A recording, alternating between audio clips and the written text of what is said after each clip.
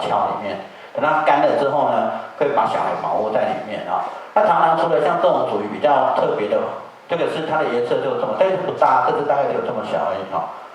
这是属于一种花螳螂类的哈。那台湾还有一些很可爱的螳螂，像这样。我都觉得它好像奸臣，你有发现吗？像以前古时候的那个臣不是会戴个帽子吗？帽子高高的这样，拿那个张飞的那个国巨脸，然后拿着奏折要去那个上朝一样，对吧？这个长得很可爱，对不对？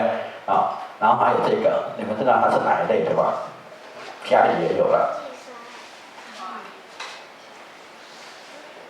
这是苍蝇。这很特别的苍蝇，这在郊外一般郊区都看得到。这个鼻眼睛长得像鼻，有2个鼻跑出来这样这是鼻眼蝇这只你们猜猜看，它是哪一类的昆虫？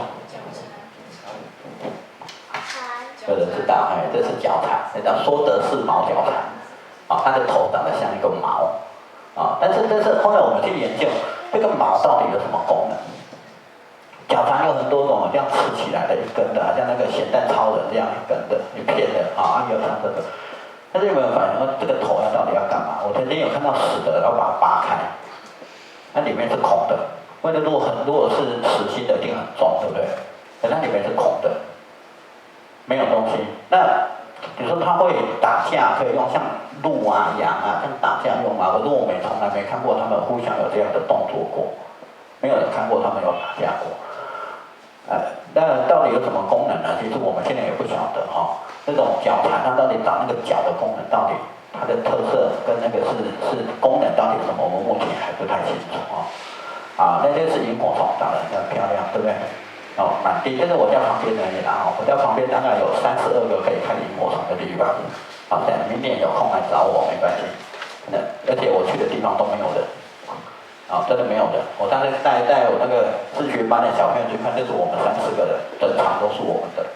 你爱怎么看就怎么看，不会有人跟你人挤人那其实你们在看那个萤火虫看起来很梦幻，对不对？其实它小时候是很凶狠的，它就长这样。萤火虫它是肉食性的，它蛮凶狠的，而且它掠食性很高像这个是山窗蚁的幼虫，大概7、8月会出来，9月是山窗蚁的那个盛产期它是属于比较大型的。台湾好像我记得最大型的应该是雪萤冬天会亮的。台湾1年4季都有萤火虫，不是只有4月。4月那个时候是因为黑翅萤它大量繁殖会整片，所以大家觉得好漂亮其实在过程中1年4季都有，只是它的这个聚集量没有那么多而已但它这个其实是蛮凶狠的我曾经看过它比它大1倍的那个蚯蚓，它直接咬住，然后就不放了，就拖回去，拖回去之后呢，大家一起吃它的拖回去它的栖地之后，会所有的幼虫会跑来一起吃那只蚯蚓好，那这一只看一下它是什么很多人直觉会以为它是蚂蚁昆虫是有几对脚？3对。那看看它有几对？它有4对脚，1、2、3、4，有没有看到？这就是伪装成蚂蚁的蜘蛛那这是一种蚁蛛。那所以它这个是它的口气，那它的眼睛在这边跟蚂蚁不一样。但是蚂蚁你很明显看到它会有触须，对不对？可是它是没有触须的那台湾的蜘蛛的种类也很多，那在田里的蜘蛛更多。但是蜘蛛对我们的环境很重要，就是它在昆虫界里面它是最上层的掠食者。如果以它的食量如果世界上没有了蜘蛛的这个环节，你们在路上就会看到进化的很快的蟑螂，然后你们就看到那个蟑螂会大概跟狗一样大因为它没有那个天敌，所以它会长得很大。它会一直繁衍，然后体型都会变大，而且蟑螂的进化，昆虫的进化是最快速的，因为它的生命周期短，它的成虫周期短，所以当它变成蛹，比如说有些昆虫是从国外引进来的，它可能在短期间之内，像在乌来有一种竹节虫都是国外进来的，那时候人家要饲养，所以把它引到台湾，结果人家不养就乱丢，可是它本来在热带，在台湾这种高山气候，它应该是不适合的。可是它很厉害，就是第一代我丢出去的时候是夏天，它产的卵，母体死掉了，可是卵在这个过程已经在适应环境了。经过一个冬天，它知道这个地方有冬天有夏天，所以当它第二代出来的时候，它就可以适应。你看多可怕！所以如果你一个外来种子这样一进来，它就永远留在台湾了，而且不会因为气候。所以你们看到很多热带的东西，我们这边居然可以活。那比如说我们看那个蚜虫好了，蚜虫是田里的害虫，对不对？在温度很好，像田间我们平地的时候呢，它是直接胎生，因为它为了让快速繁殖，它都不需要生蛋，它就直接胎生。所以你去观察，它就像你们如果对地要去什么60担山看那个金针花，下面通通是蚜虫，很多白白一块，很恶心啊。那你去看它，它就生出来的小孩直接就是蚜虫。可是如果把这只蚜虫拿去拉拉山，它就变生蛋，它就马上改变它的传宗接代的方式了。所以昆虫是非常厉害的一种昆虫，这一种生物啊。我们现在很多的资讯都要来跟它学啊。好，那我们继续看一下蜘蛛哈。那蜘蛛这只是金蛛啊。那我为什么拍这个角度？因为我一直觉得它这个角度好像外星人。看这边是它的头，然后它戴一个眼罩，然后它那个脚在这边有没有？手在这边，然后它那个小脚，它嘴巴翘嘟嘟的，有没有看到？哦，所以我就觉得它这个还蛮可爱的。啊，那这只是你的小平头的啊，这是银虎类的。那银虎是不织网的，那就是像老虎一样在叶子上跳来跳去捕食的哈。好，然后呢，我们现在接下来看就是说，在我们的森林里面，常常都会有人说。枯木是没有用的，那这是一个白木林啊，那这是在山上，它因为经过高山大火之后所残留下来的一些残枝。那其实枯木是很多昆虫、很多生物的家。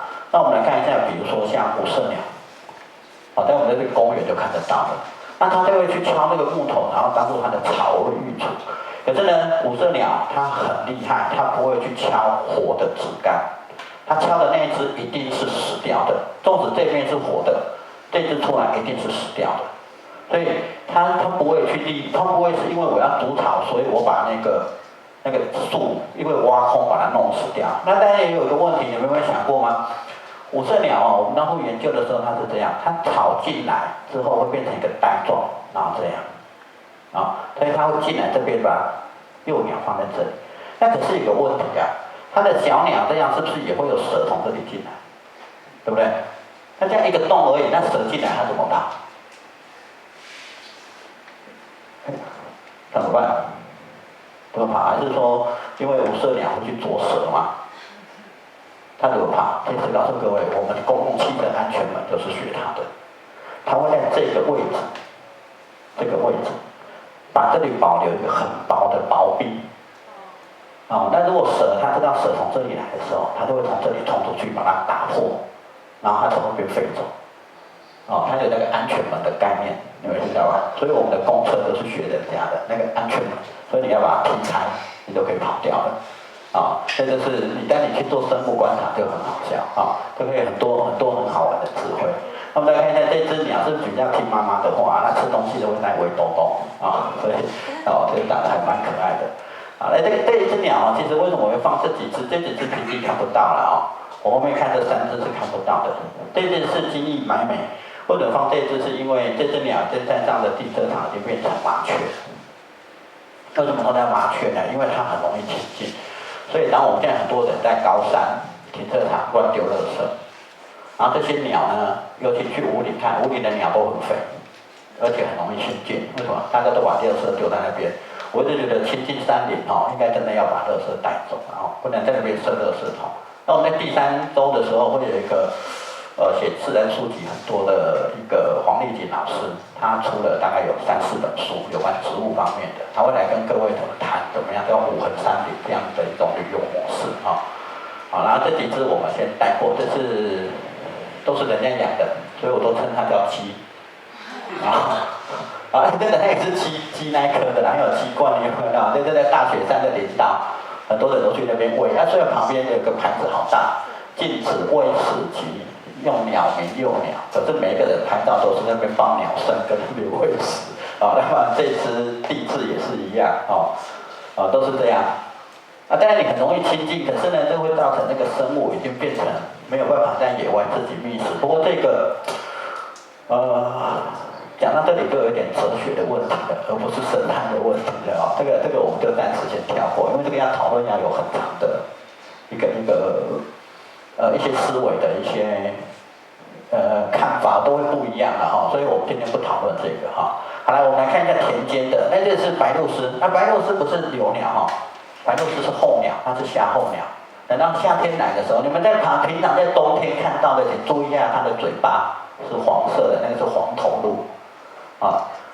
少数的白鹭鸶才会留在这里啊，它是夏天来的。那这个是它的繁殖羽，很漂亮，我就觉得好像穿着婚纱这样啊，穿着白色的婚纱非常漂亮。那这只看到这就是黄头鹭，这是繁殖羽的时候会黄黄的，可是就是在田里犁田啊、耕田经过就会很多它跑下来。这是春天会是繁殖羽，可是到冬天它的头整个那个都变白的，跟白鹭鸶一样。所以你要注意的是它的嘴巴是黄色。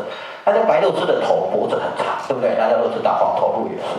但是这种鸟类在育雏的时候，它必须要把它的食物直接送到鸟的肚子去，鸟才能够吃得进去。但是碰到这种长脖子的这个鸟类就很辛苦了。为什么很辛苦？因为它的脖子太长。如果我只把东西放在喉咙，幼鸟是不会吞咽的，它还没有办法吞咽。这个时候妈妈很辛苦，她就必须把整个头伸到它的小鸟的喉咙里面，直接伸到它的肚子里面去。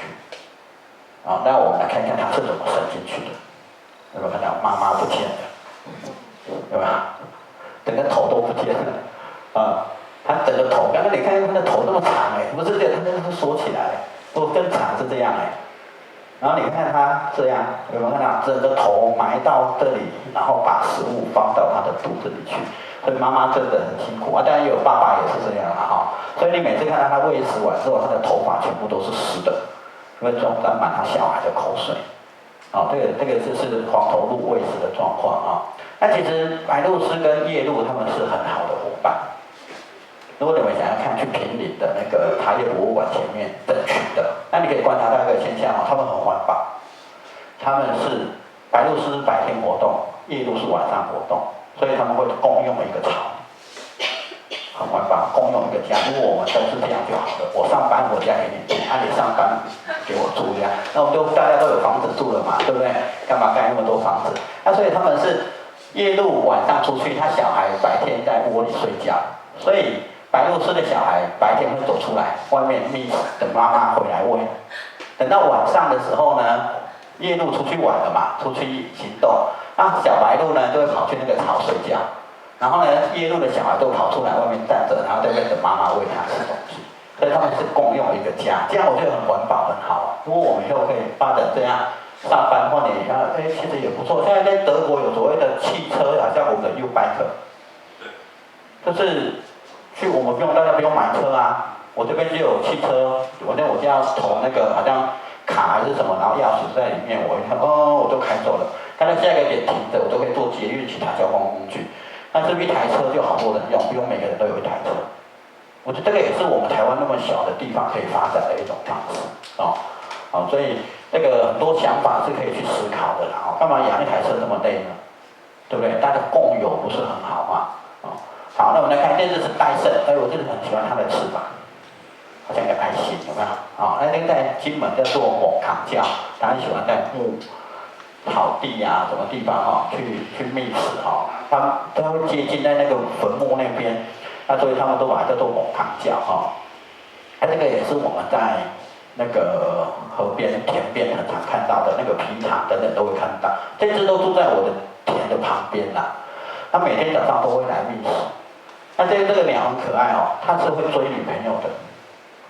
它吃繁殖期，它会抓到鱼之后跑去母的那边，然后要撸给那个母的吃，送你啦，你跟我交往好不好？那女母的如果觉得很高兴，就会把那个鸟拿来就把它吃掉这样。这个蛮可爱，这是翠鸟这个我们先跳过，这是那个千色水东它叫声很好听，不过很多都被抓去宠物店卖。你到和平东路和平区那鸟街很多这个，然后它叫声非常好听。所以在地球上很可怜，只要你长得漂亮，你叫声好听的生物，通通会被抓了。所以你就不能活得下去。所以最好是长得跟麻雀一样，什么都没有。我们现在环境破坏，连山麻雀都快绝种了。有那种高山的那种麻雀都快绝种了哈。那这就是水蛭。那如果你要当生物是当水蛭的母的是最好的哈。你看，我就觉得它那个蛋好像煮好的茶叶蛋还不要煮就是茶叶蛋了哈。但是那个水蛭比较大的特色就是以前在关田的田里常常看得到，现在已经都不容易看到了因为农药撒太多了，它们已经没什么生存的空间。那水蛭是这样它一般的鸟类是生完之后是妈妈在顾，对不对？但是水蛭很特别，水蛭是公的顾。那妈妈干嘛？妈妈到处去找小王，所以她生完这一胎，她就去找下一只小王。她这1个月，就是这个2个月繁殖期内，她大概会找7个小王。然后就每一只生完之后，它就跑去玩了。那所以这个鸟特别，就是你只要看到在带小鸟或孵蛋的都是公的，就不会是母的。但是这个你看，一个繁殖期要生7次的，对身体是很伤的，对不对？然后再看，这个是在田里，这是风头苍蝇，真的不用到田里，你们去植物园就看得到的。植物园好多，而且它会吃什么？吃松鼠。我觉得这是一个平衡松鼠越多，它就跑来了。这只就在植物园拍的，它刚吃完松鼠，正在整理羽毛。我那天看它整个松鼠从头到尾都吃完。我有录影因为我怕今天时间来不及，我有看到，可是蛮残忍的，它就整只活的这样吃还蛮残忍的那这只大冠鹫也是在我们田里常看到的鸟类它最大的特色就是这个翅膀会有个透明的白色的那它又叫蛇雕，很喜欢吃蛇那你看，这也是我台东田里的。有看到上面是什么结果实？有没有看到？这都是斑鸠，满满的都是斑鸠。那我最喜欢我的田里很多生物，因为我每次在田里都不务正业，都不是在务农，我都是在看这些，所以这些照片都在田里拍出来的。那除了这个之外，我的田里还有什么最多？你们知道吗？我大溪的田里面最多就是这个麻雀，这样整群飞起来有没有漂亮？对不对？所以你现在一点给他们，而且麻雀很特别。麻雀你说它是所谓的害鸟吗？有没有觉得，如果你是农民你觉得它是不是害鸟？其实麻雀在夏天、春天这一段时间是吃虫的，它不会吃谷子。它到秋天，我这一期刚插完秧，这一期的结束，秋天它才会吃谷子。所以夏天它在我这里是很好的，它把我很多的虫都吃掉。那这是对我的田很好的一个帮忙所以我很喜欢我的田里有这些生物可以帮我做一些平衡你看每一只展示的那个东西，但是我就站在田里，真的不想务农，我就拿相机在那边一直拍照等一下我告诉你们为什么我开始拍照，好不好？这个是菱角象在我田旁边也很多，经常有看到。然后这个是因为它受伤了，然后邻居就会把这个抓到我家，叫我帮他养。然后我大概今年比较少，今年只有3只，去年有8只。有的是幼鸟掉下来，有的是我家是因为是那个动物救伤中心，我就住在拉拉山口，所以上面什么穿山甲被车撞也送到我家，猴子出车祸也在我家，然后反正我家什么都有就对了啦。然后什么狐狸什么那个，我家在经常像动物园，然后可是那个成本很重，你知道吗？之前有那个五色鸟，因为人家砍树然后倒下来，然后那个砍树是一次树那个。修道路的，他们一次会砍整排，对不对？因为环境好那整排都是五色鸟，那个有些枯枝都住在那个，我就住在慈湖门口。他们修行道树的时候，我不会去管这个，反正他对那个树不爽就给它割掉，而且枯掉，它一定是割嘛。割了现在里面好多都是鸟巢非常多。而且从此这样要容纳30只，你知道我怎么养？一天要吃掉20-30个木瓜一斤木瓜20几块，你一天吃20-30个，早都把我吃倒了。我要吃大便亲那些东西，真的太可怕。然后送去救生中心，他们也说他们养不起，对不对？他们后来最后很多受伤的没办法医治的，就是安乐死，没有办法养那么多。我跟各位讲，真的没有办法养那么多。哦，你去救伤中心可以问他们的状况啊，太多生物受伤送到那边，真的没办法养，尤其送到不能飞的，他们只留了少部分是做所谓的展示用，让小朋友啦、民众可以了解他们的状况这样。那这是今年送来的，很可爱，对不对？那个眼睛这样，好无辜哦，然后这个是在山这个那点，你看他在那吃东西被我拍到啊，它这只是所谓的，这是我们所谓的花栗鼠。啊，有没有看过那个米老鼠那个卡通？那三只会叽叽叽叽叽，然后塞很多东西的，对不对？台湾也有哎，不是只有他们也有啊，这个很可爱。它在那边，你看一直塞一直塞，你的东西放着，它就是不会吃掉，它就一直往里面塞，一直塞，塞完了就跑了。跑了之后它干嘛？你知道吗？它就找个地方把它藏起来，藏起来它就跑来，然后就开始塞完它就跑掉了。结果后来他们发现一件事情，它藏地方藏那个谷子的地方啊，长了好多东西。因为他爬上来之后，他市场他就忘了，他不知道自己放在哪里，啊，所以他就从那边长了好多什么草啊，什么东西都是这样跑出来的，啊，这也很可爱的一个生物啊。那这只也很接近各位，去哪里看？富阳公园的门口。那这个地点每天的6点半，请各位准时那边去看飞鼠飞翔的工作啊。他每天有飞翔秀，6点半天快黑的时候在门口坐着。它都会从这个树林这边，然后飞到这边，然后他们在这个树上门口的树上在那边吃东西哈，你看很清楚，连公的母的都拍得好清楚，有没有看到？啊，然后它正面是这样，他们在吃东西，我用闪光灯照它，它用雷射光射我，有没有看到？哦，大家互相啊，在公园而已啊，不一样公园坐捷运就到了哦，啊，那边生态也是很好啊，啊，那这个是以前在我们台湾哦。平地满地都是的，有看得出来他是谁吗？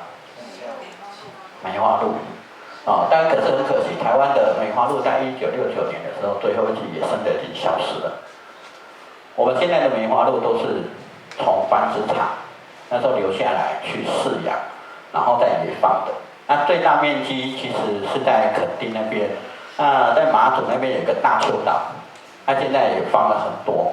那在大丘岛为什么放啊？那时候因为是战争嘛，然后这边政府在想说你们那边可能没粮食，所以就送了梅花鹿去那边给他们养，希望他们繁殖之后变用可以吃的肉。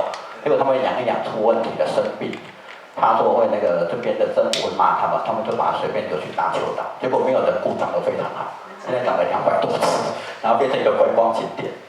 大丘那边的梅花鹿，现在你要坐船去，然后再就看那个梅花鹿这样。那这个在台湾的这个垦丁也富裕很多。那有个地点叫水洼窟的这是我上礼拜去的野生的狒狒，有没有非常漂亮？我上礼拜去那边看，我带小朋友去做自然观察，就在这边好，那我现在要进入湿地里面我再看一下时间，我现在几点了？我刚问了，8点半了。好 ，OK， 那我会看一下因为里面东西很多。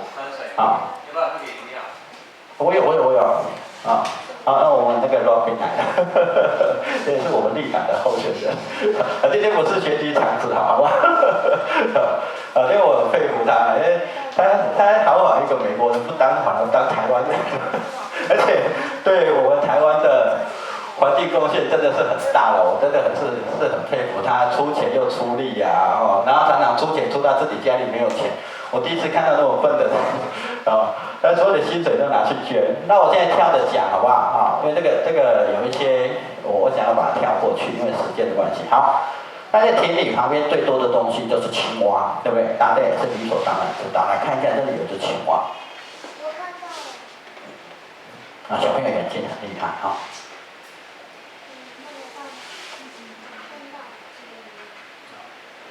在田里，我讲在郊外找生物就是这样找的，没看到对不对？在这里，这是一只保育的台北赤蛙你看它就长这样，大概多大只呢？大概这么大而已，在田里就这么大，很可爱。这个已经快消失了大概就这样。我一直觉得它很可爱，怎么可爱？你看那个眼睛在这边，对不对？这2条线这样下来。有没有好像那个漫画里面人家哭的时候会画2条线这样？还蛮可爱的。那我现在先进入就是介绍一些我们台湾平地其实应该说平地、山地都有的一些青蛙给各位认识一下。台湾的青蛙总共有32种那所谓的两生类，现在改叫两生类了，以前叫两栖类，现在已经证明，去年开始证明叫两生，生活的生啊，所以不要再叫两栖类了。那何谓两生类？依你们的观念，可以在水里，然后可以在岸上，所以叫两生类，两个地方都可以生活的呀，对不对？所以这样讲起来，乌龟也是两生类咯，是不是？那乌龟是什么类？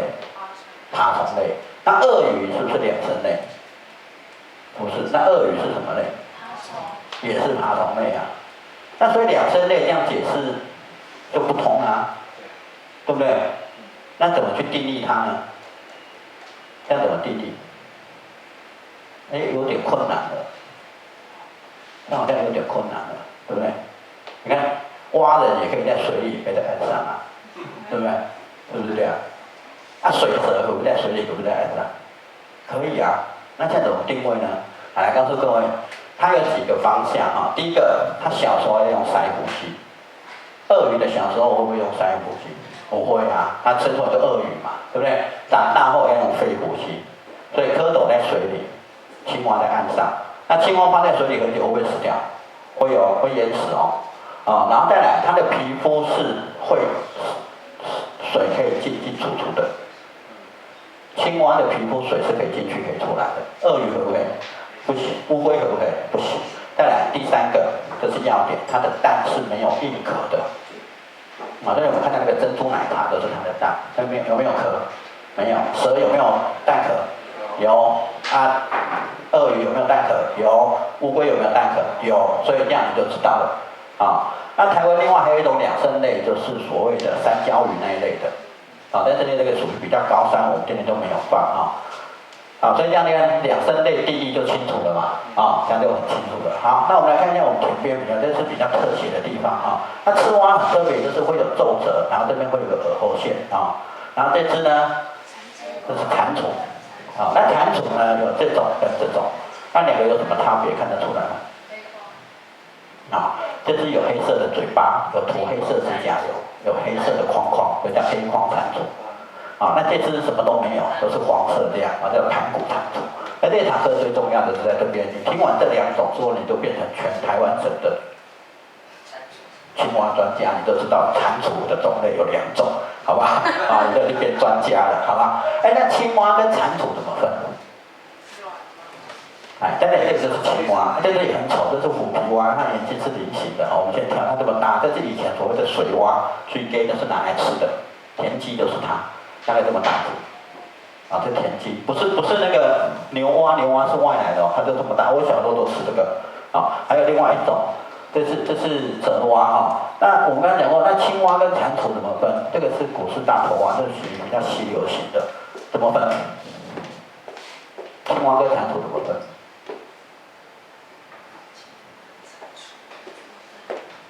我不知道，来告诉各位，长得比较丑的就是蟾蜍，长得比较可爱的就是青蛙。那你们一直说这个就我没讲我告诉各位，你去查，这是美国大学教科书的标准答案。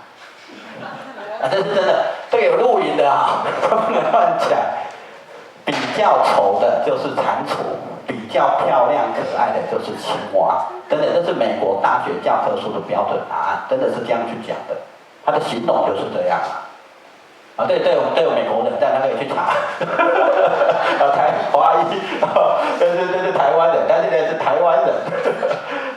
那其实如果真的要分辨，就是从它的骨骼，青蛙跟蟾蜍骨骼加过分。可是你不能每次看到这青蛙就给人家解剖说你是青蛙还是蟾蜍嘛，对不对？但是大部分的分类就是以每根筹量来分，是可以做大约分配的啦那今天这只是小雨蛙，这个很小只，在田间常见，它的叫声好像在洗衣板，嘎嘎嘎嘎嘎嘎嘎嘎嘎。那它多小只呢？大概只有我这个拇指大。它很喜欢躲在那个土缝里面。你知道这个季节听到在田里最大声就是它，虽然它很小只，可是它叫得很大声。那它有很漂亮的身体，三角形的，这是峡口蛙科的所以它那个纹路很漂亮。之前很多人都拿去水族馆卖，抓那个去水族馆卖，一直卖10块、20块这样啊，在以前在水库还有在卖然后这只是中国树产，它是唯一台湾一种，一科一种，唯一的一科一种。那它是树蛙的外皮蟾蜍的骨头，所以叫做树产。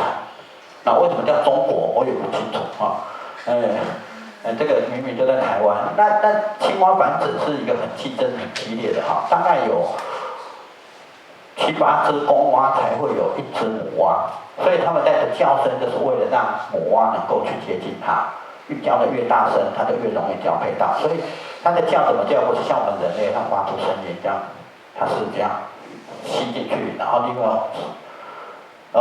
声音用风，然后经过它的声带震动之后产生声音。那怎么叫？就是这样。来，我们来看一下，大家这样呱呱呱呱，好，有没有看到？它就是这样叫的那吸完的气呢，它就会跑到这里所以它很环保，一口气会重复再利用，不是用完就吐掉这是一个环保的生物。可是呢，在青蛙界里面，那么交配同时，就是大家都一起叫。那就会很激烈，要博得母蛙的青睐。你们一般都觉得说青蛙只有这样叫，对不对？告诉你，竞争激烈的时候不止这样叫，他们叫到站起来叫，有没有看到？这样够大声了吧？所以这种才是够强势。我起来可以来叫，我比你更大声所以，但是有一个人的例子可以拍到这个，我告诉你，拍这个是很可怕的事情，因为青蛙你要灯光一照，它就不叫。但是你相机又不能没有灯光，而且你的晚上，所以我们都会怎么样？它不叫的时候，我们就在旁边站着等，等到它准备叫的时候，灯再来。可是有时候太敏感了，它马上又不叫，所以我们要拍这一个包，大概身上要100多个包，因为都是蚊子咬的，所以拍这个是很辛苦，而且你要拍到这个连续动作，有没有看到？连续动作同一只连续动作是蛮困难的啦好，来，那我们看这是田间常见，叫长腿赤蛙，这是我都叫它林志玲姐姐，她身体大概的脚会是身体的2倍长。那赤蛙科就是这边会有个折线，粗跟细这样而已。那这只叫做拉都西式赤蛙，它的叫声很像拉肚子，就那个就是会闹晒所以因为小朋友不好记，我们都有个俗称叫做拉肚子吃西瓜，这样都变得比较好记了那这是贡德氏，那叫狗蛙，所以你们听到很大声那个汪汪，那个就是它在田池塘边对常看到的。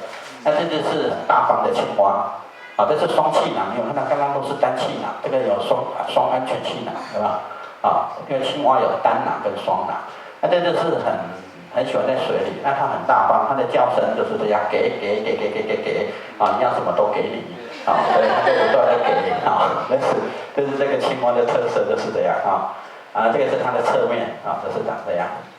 这是金青蛙，这个也是，这个是现在目前是2级保育类这个在我田里也很多它白天就会出来，你看到它像打水这样，在里面很大只。但其实这个植物园也有但很大只很漂亮的，这是它的幼蛙。那这是外来种叫板腿树蛙那这个有些我会跳过了这是河树蛙，你们这边也有照片。它最大的特征就是它的虹膜是 T 字，有没有看到？这边跟这里，虹膜是 T 字形的，这叫河树蛙那这只是面天。那青蛙是变色，很会变色你们知道吗？你们很少看，对不对？告诉你，它的变色大概瞬间就可以改变了。你看这只面天它喜欢在竹林。它会树林，它比较暗，它会呈这种墨绿色，而且咖啡色比较深，像这样。在同一只竹管上，因为它从上面绿色跳下来，然后在这个灰色竹管，你知道吗？竹管上面，它瞬间它就变成这样。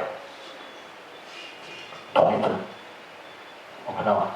它跳到从上面跳下来，然后它马上就变颜色，好厉害！它马上变成保护跟那个竹的颜色是一模一样的那这个还没有什么，你去那个马达加斯加看那个变色龙可以一半的这边是绿色，这边是咖啡色，它非常厉害，那个眼睛一看就可以模拟那个颜色，所以生物是很厉害的但是它生小孩的，在交配的时候那这个你会看到它这边很松，看到这个就可以知道说它的年龄多长，因为青蛙大概可以活3年到4年，那它每年公的都要叫，对不对？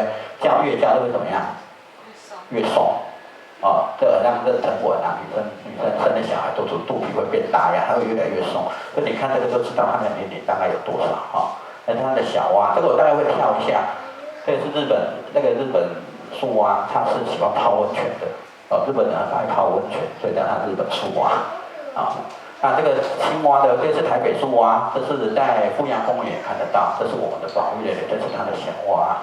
然后这只是末世，它是在属于比较高山一点它的眼睛是红色的。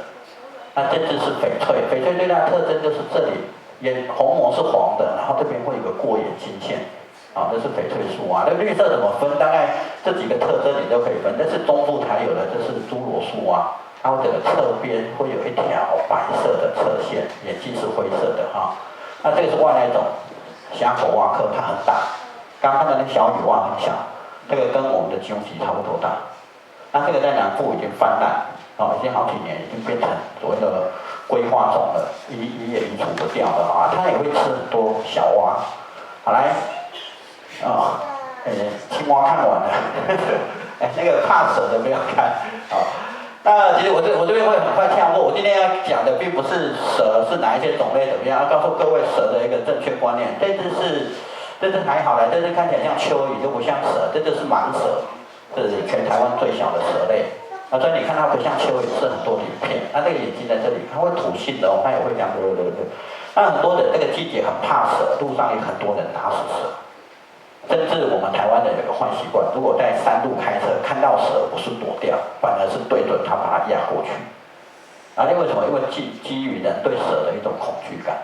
那今天我要告诉各位一个比较重要的观念，就是说，蛇其实它非常怕人，而且蛇毒也不是为了咬人用的。因为蛇跟人类应该没有什么深仇大恨嘛，对不对？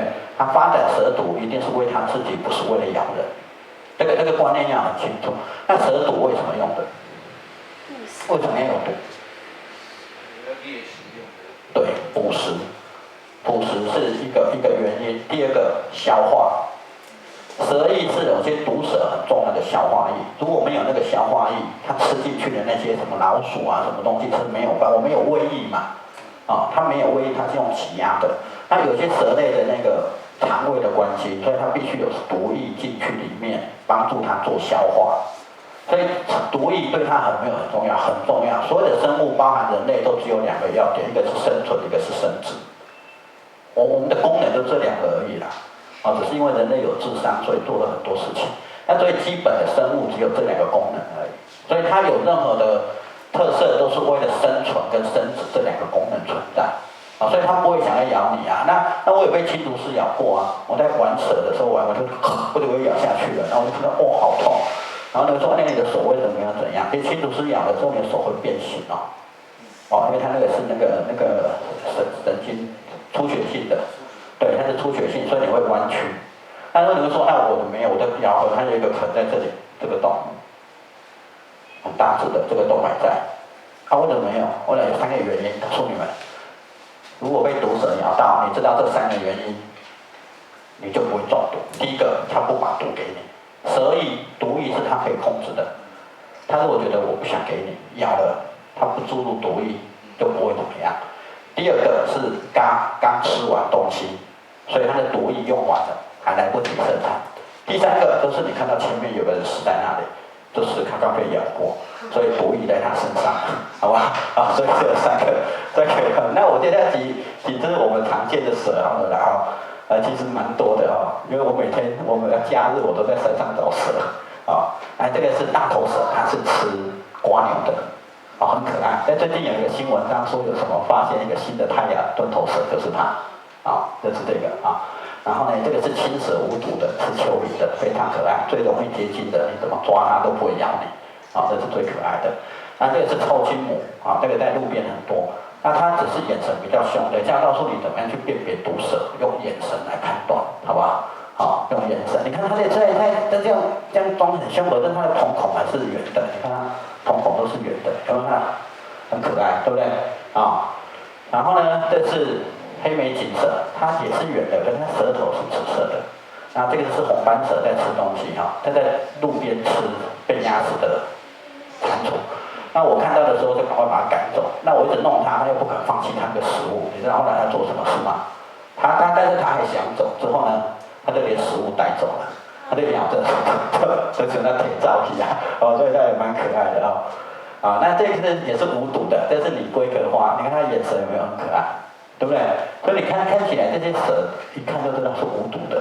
可在台湾我们一般都是只有6种毒蛇，对不对？但是错的，当台湾毒蛇有16种，不是只有6种要记得。还有一些蛇毒是不致死，咬了会红肿的呀好来，那么这个就真的是毒蛇了这是龟壳花，有没有看到它的眼睛一条线？有没有很邪恶？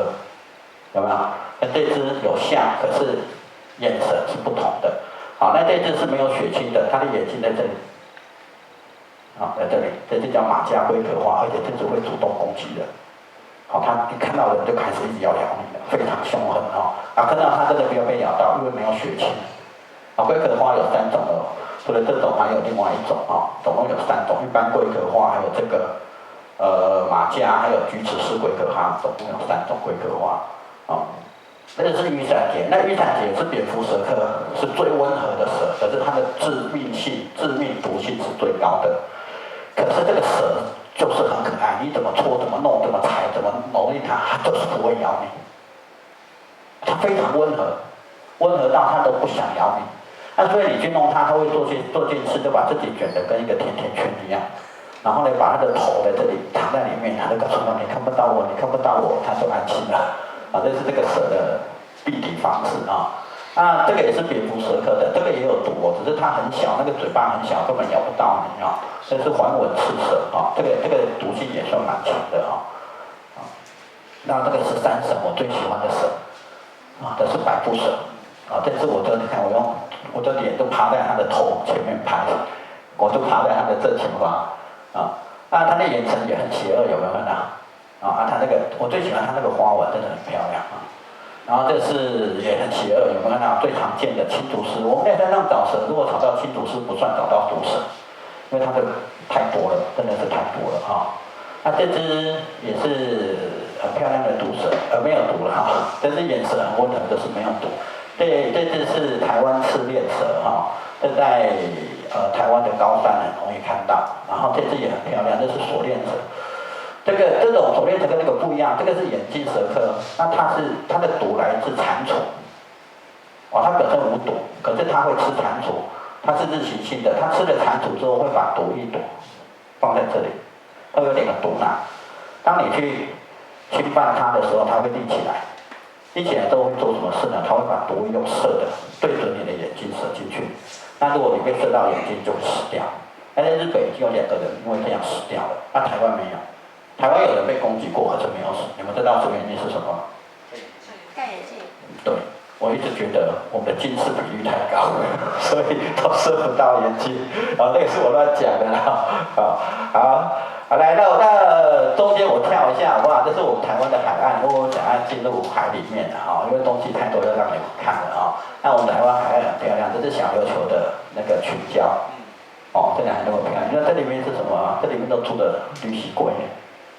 很多绿蜥龟，我上礼拜才去跟绿蜥龟游泳回来，可以抱着它游泳，是真的。它没有管，但是你不要伤害它就好了我想把这个稍微跳一下，好不好？这是弹涂鱼的会飞的弹涂鱼那弹涂鱼有2种，我们台湾一种是一般的正常小只的，叫做弹涂鱼，这个比较大只的叫什么？叫大弹涂鱼，就这样。很直接吧这是花跳啦它的学名，但是它的学名真的叫做大弹涂鱼，小只的叫弹涂鱼，大只的叫大弹涂鱼那这是因为它要繁殖，所以它要跳起来那样看，因为我们都说它是很骄傲的鱼，因为它眼睛长头上为什么要长头上？因为它的天顶在上面所以它眼睛不长头上，长旁边就看不到了，对不对所以它是一个因为长头上都没办法看到隔壁的人嘛，所以隔壁有帅哥他看不到帅哥都要跳起来的，因为我在这里所以这样才能找到女朋友所以他为什么要跳的原因是这样那这是后这是一个比侏罗纪更早的一些生物那这个是在金门那边找到的这眼睛在这里，这个是眼睛，前面这里有一个眼睛，它有3个复眼在这个地方，这是它的小孩那我看那个有多大？这么大，这是我老婆的手，这是这个后。都这么大，这是小孩。我们那天去这样一个路上，就在一个这个步道这样，就找了40几只了，哦，然后我们带好多它那个壳回来当纪念品，很多它推的壳啊可以带回来。那这是我们海边的一些鸟，这个是鸬鹚啊，就在金门那边拍的。那这是那个海龟、绿蜥龟，但很可惜你要看到这个吗？钓鱼的把钩子勾到它的身上，所以它要永远带着这个在海里跑来跑去，然后起来换气的时候，它换气大概你要拍到这个镜头，你会有0.1秒的时间可以去对焦，换你看到这个。好，来，那我现在看一下，因为我刚刚讲过很多这个，因为时间有限，我后面讲的有点快哈。那因为我们台湾现在我刚刚讲过，山对我们很重要。然后其实有人会说土石流这个问题是人类造成的，告诉各位，少部分是人类造成的。台湾的地形因为太过于陡峭，所以我们的土石流跟山崩是宿命，是台湾地形的宿命，并不是说那我们去开垦是会加速啦。可是因为我们的地形太过陡峭，像我们刚刚看到那个玉山，我常常去上面爬山的时候，它光要进那个登山口就经常塌方了，那个沙土就一直下来了。所以这个那边没人开垦啊，因为它的山的地势就是这样，因为太过陡峭，所以它必须经过这些土石流慢慢填补变矮，跟美国一样变成一块大陆，它才会停止那个山崩跟土石流。那这个是我们的宿命，目前短期之内没有办法解决，这个就是一个地球演变的过程而已，那所以，但是我们要看的是说我们的加速的这一块，如果这个土石